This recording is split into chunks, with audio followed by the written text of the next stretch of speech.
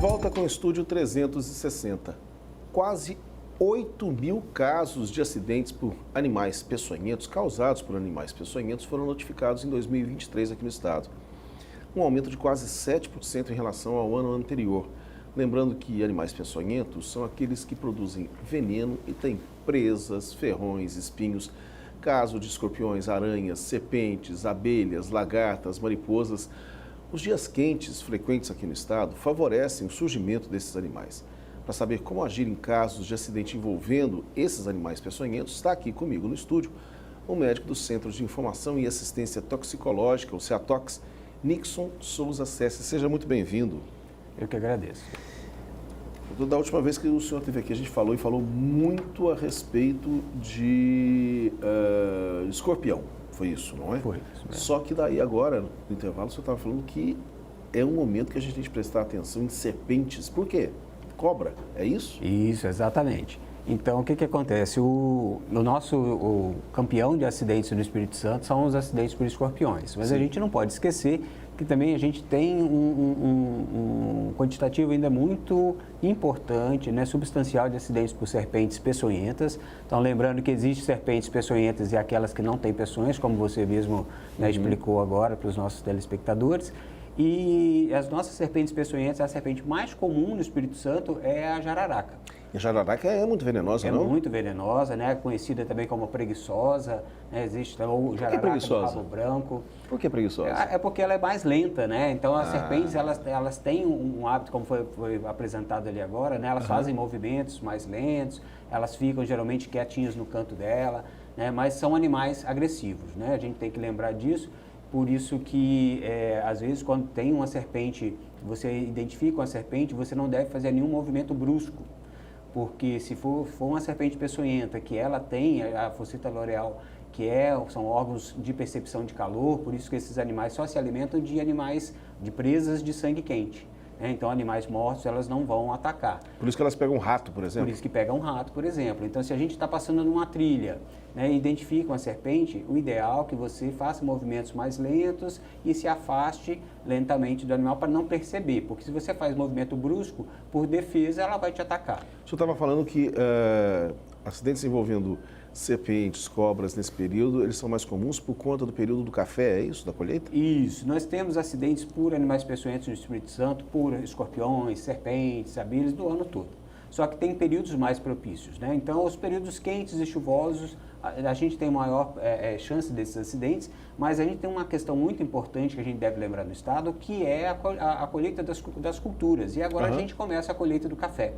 Né? Então, a gente já observa naquelas regiões que tem maior produção de café, que vai ter a maior colheita de café, como a região do Caparaó, região nossa, região serrana, né? E depois a gente tem as duas colheitas, né? Temos arábica e conilon. Então, a gente tem colheita de café agora para frente até mais ou menos o período de dezembro.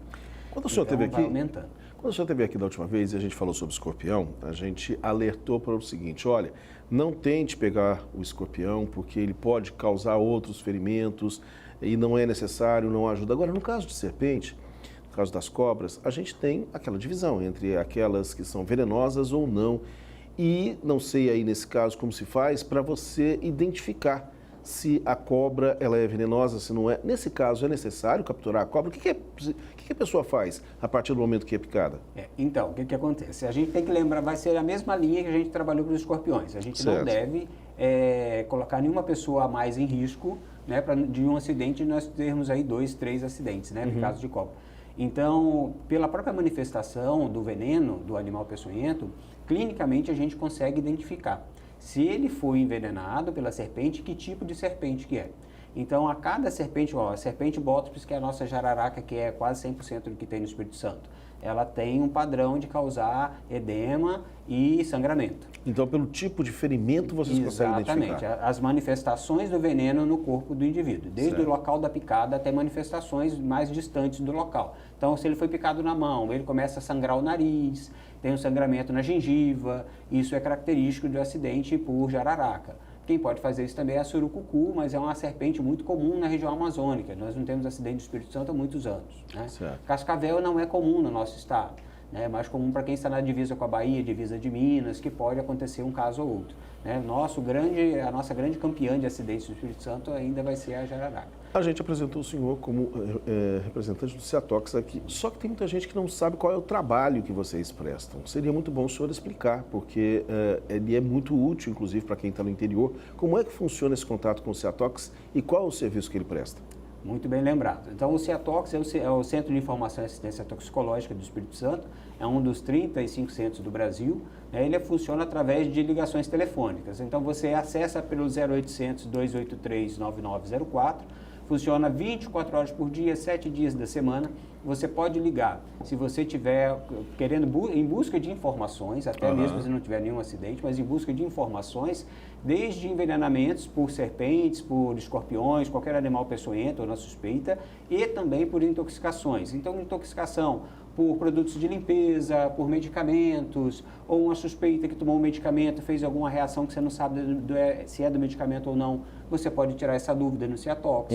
Da mesma forma com outros produtos que a gente sabe que também são tóxicos, né? Então, alguns, água sanitária, alguns produtos como agrotóxicos, principalmente quando a gente está falando de cultura, né? Agora da colheita de café, como outras culturas, os trabalhadores que estão em contato com os agrotóxicos, inseticidas agora, como a gente fala do Aedes, dengue, né? Do Aedes. Então, a gente tem que ter o cuidado, né? Então, assim, é um produto muito importante que hoje vai ajudar a prevenir a dengue e as outras arboviroses, mas a gente tem que ter aquela cautela. Ele é para utilizar na pele, não deve ser ingerido, né? Então, são todas essas preocupações que a gente tem que ter. E qualquer pessoa pode ligar, é isso? Qualquer pessoa pode ligar. Então, assim, se você está na sua residência, uma coisa que é muito interessante que a gente falar aqui, nós fizemos alguns levantamentos no Ciatox e observamos que aquelas pessoas que ligam de casa, uma boa parte que fazem o contato com o Ciatox, as orientações que o serviço dá permite com que ela resolva dentro da sua casa e não precise de sair para o serviço de saúde. Interessante. Então, ela não precisa de ficar na fila do pronto atendimento, na fila do pronto-socorro, para passar pela classificação de risco. Ela já consegue resolver com a simples ligação.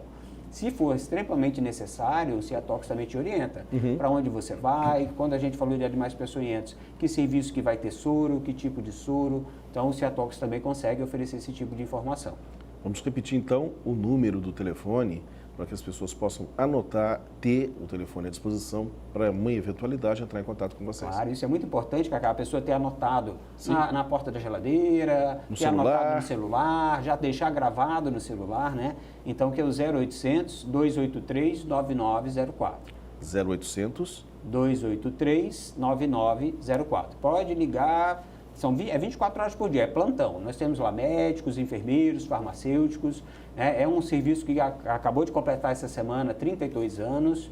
Né? 32 anos. Nós contabilizamos, foram quase 150 atendimentos, né, realizados pelo Ciatox nesses 32 anos. E uma orientação muito fundamental em casos assim. Muito fundamental. E a gente fica à disposição, né, Cacá, se precisar para a gente falar, eu acho que é interessante, a gente falou, né, já de escorpiões, de serpentes, mas nós podemos falar aí das abelhas, né, das aranhas. A gente está vindo para o capítulo. Certamente a gente vai voltar, talvez, agora a falar sobre abelhas, tá bom? Isso, está ótimo. E só lembrando, se tiver um tempinho, que as pessoas não podem, algumas questões do acidente por serpente, a gente tem que lembrar que vai piorar muito a situação.